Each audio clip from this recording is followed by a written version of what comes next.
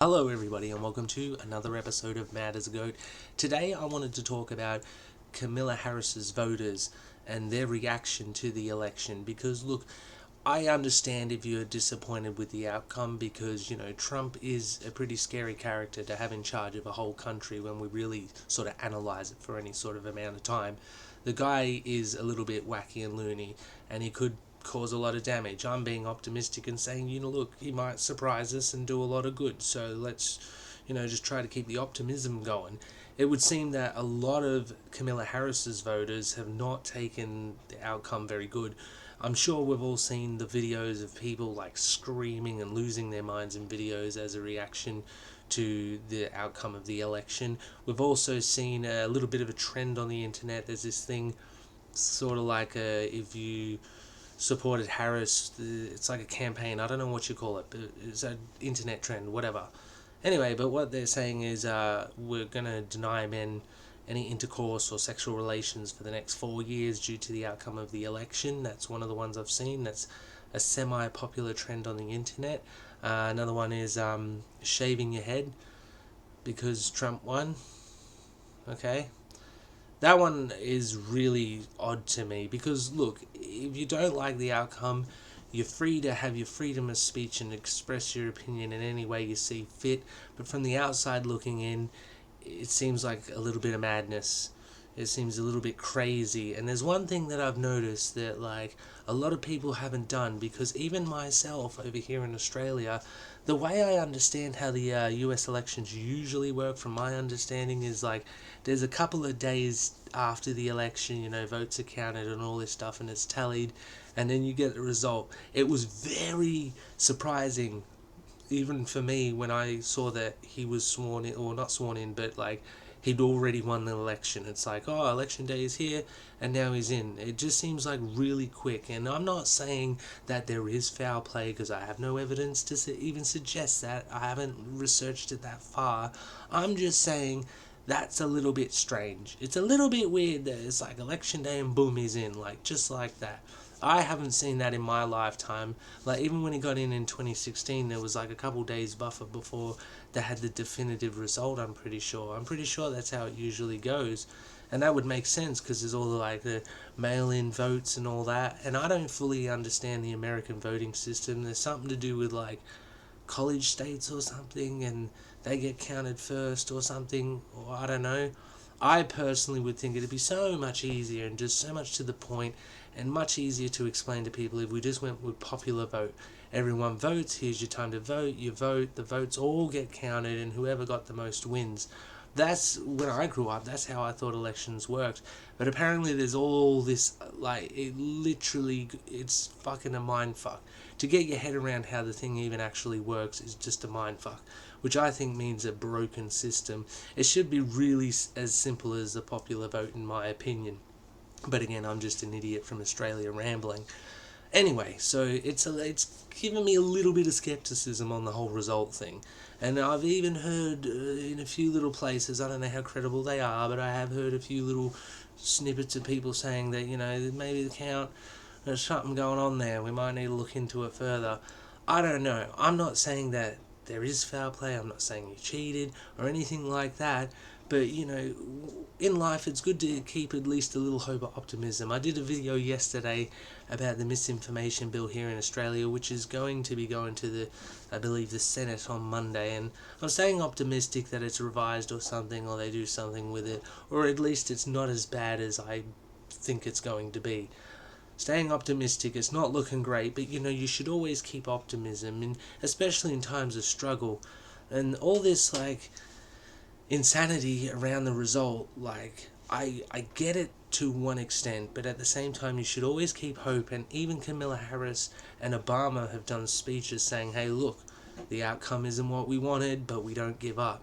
But it would seem that a lot of people, or at least online from what I'm seeing, because that's another thing you got to be skeptical about. Just because you saw a lot of it online doesn't mean it represents everyone, and it doesn't even mean that there isn't some sort of skewed thing, because there's such thing as trends and hive mind kind of mentality that happens on the internet. So and some people just say things to get views. You got to always be skeptical to that. So maybe this is just a very small subsect of people, but from what I'm seeing, this reaction is like not only disproportionate, and in some cases, which I'll get into in a second, is complete insanity. But it's like you keep the optimism. Okay, it didn't turn out the way you liked, but look, it was a quick result, and you would be reasonable to be a little bit skeptical about how the results turned out. And there's also the stuff with, apparently Donald Trump might even be going to jail for his presidency. So you'll have the other guy in there. I think JD Vance is his name, if I'm not mistaken. Anyway, but there's still optimism that things could change and things could go the way you like. And maybe even, these guys being in power for 4 years, maybe they can't get shit done. Maybe they're not organised enough, and maybe they can't do all the really horrible things that they said they're going to do. And it's very common for politicians to make all the promises in the world and not deliver on any yet sometimes. Sometimes they just veer off in some random direction and the public's just left there going, what the actual hell are you doing? And that could happen either way if it was Camilla or Trump. But anyway, keep the optimism alive.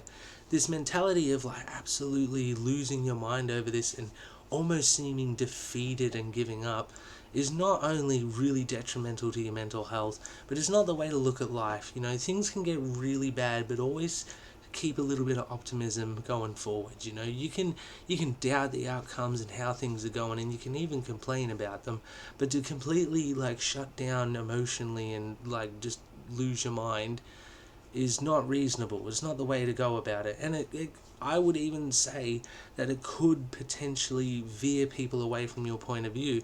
There might be people who were feeling the same as you, but dealt with it in a better way, in a more constructive way, and they're seeing you act like that, and they go, look, maybe I am on the losing side of history.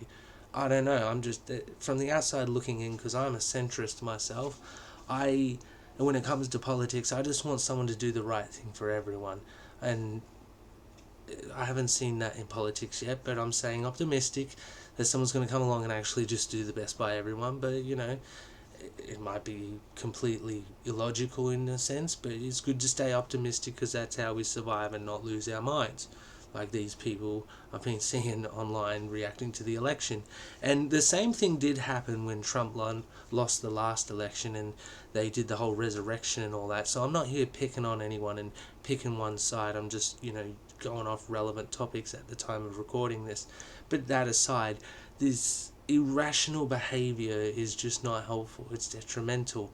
And you getting so emotionally wrapped up in things like this, especially when it comes to politics, and getting so like just defeated by any sort of loss or hit, it's just, you don't want to have that mentality at all.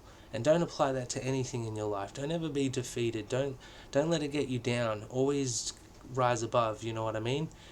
There's been many times in this country where I've been disappointed with even people I voted for, where I voted for people and they just veered off, and shit happens, dude. Shit happens, and sometimes it's really bad. But there's no reason to completely lose your mind over it, and stay optimistic and shit like that. It's just good for the mental health. I wanted to also get into something else that I've seen on as a reaction to this, and it's some really crazy clips. I saw one where a lady was suggesting that we should hire someone to knock old Donnie off. Now look, I'm not a fan of Donnie myself.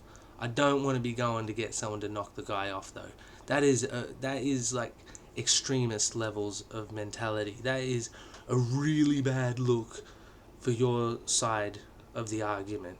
There's a lot of people who will be on the fence or centrist like myself that might be leaning one way or the other, but when you have extremists like saying crazy shit like that, and not like even if it's just semi-serious, it makes people veer away from your point of view.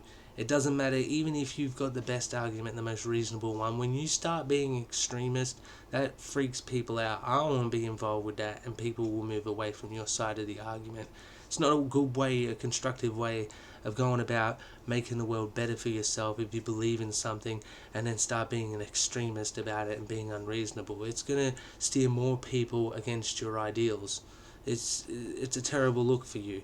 And there was another one I saw where a lady was saying that, because of the outcome, she's going to buy a gun and just shoot every white man that she sees.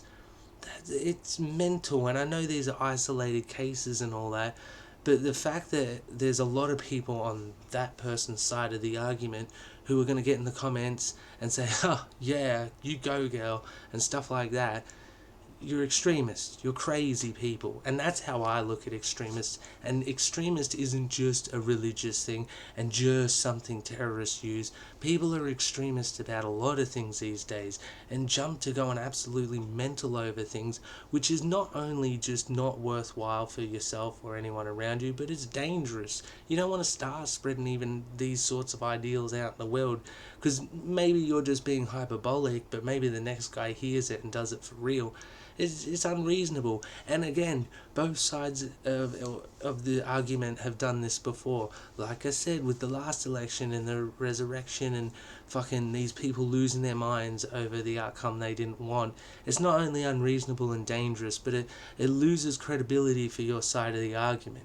And I would even say that the reason no one's even thinking of being skeptical, or at least publicly or in mass, about the whole speed of how quickly Donald Trump got the election won, is probably due to the fact that Donald Trump in the last election screamed about cheating and all this sort of stuff.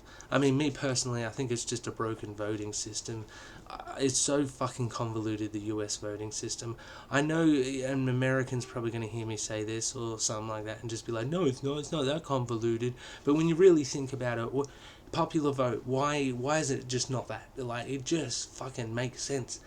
You tell people to vote, but then not everyone's voice gets heard, because if this one gets counted first, then your one's redundant.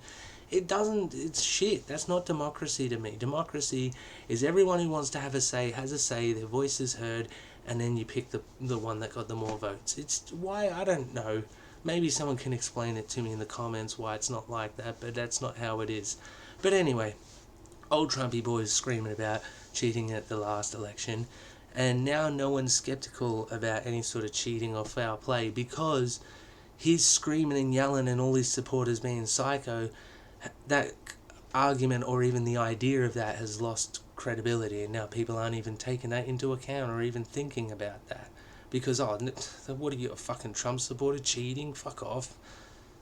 And it's your extremist way of thinking, of just not thinking what is best for what I believe in and what's the best way to get there, but just overreacting and going, oh no, but they did that, so that's no, we don't do that because they do that. It's not as simple as that. Like, you know what I mean? I don't know.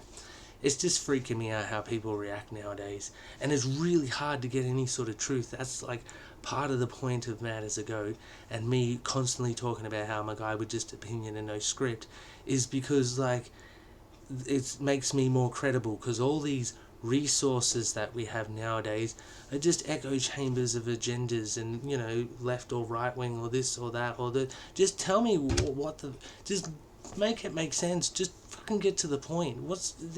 Everything's so convoluted in this world, and I honestly don't understand why. I don't know why we don't just have right and wrong.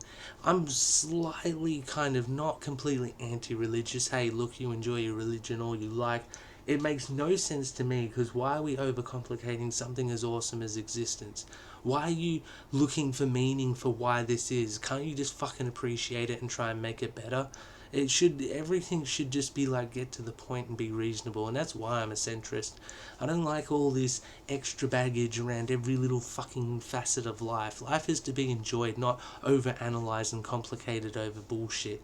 And it's sending everyone crazy. You could say that I'm the idiot and I'm the crazy one, and that's fine. I'm all about that freedom of speech, and you're free to think whatever you want about me, but I'm just saying, from my point of view, you've overcomplicated everything and sent everyone fucking crazy. We're all losing our minds.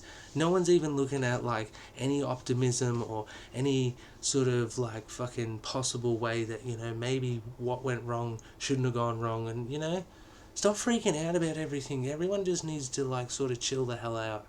And I'm getting so frustrated with how it's amazing how we have the internet now and we have all the information in the world, and somehow we know less about what's going on now than we ever did in human history. No one knows what the fuck is going on. Everyone has to have a side, and everyone has to have a category, and everybody has to have a certain opinion, and they're not allowed to venture around and swizzle around, or else they're a mental patient. God forbid they think for themselves. Ugh, frustrated as all hell. Anyway, in case I don't see you, this has been Mad as Go. Thank you for watching, and I'll potentially see you in another one.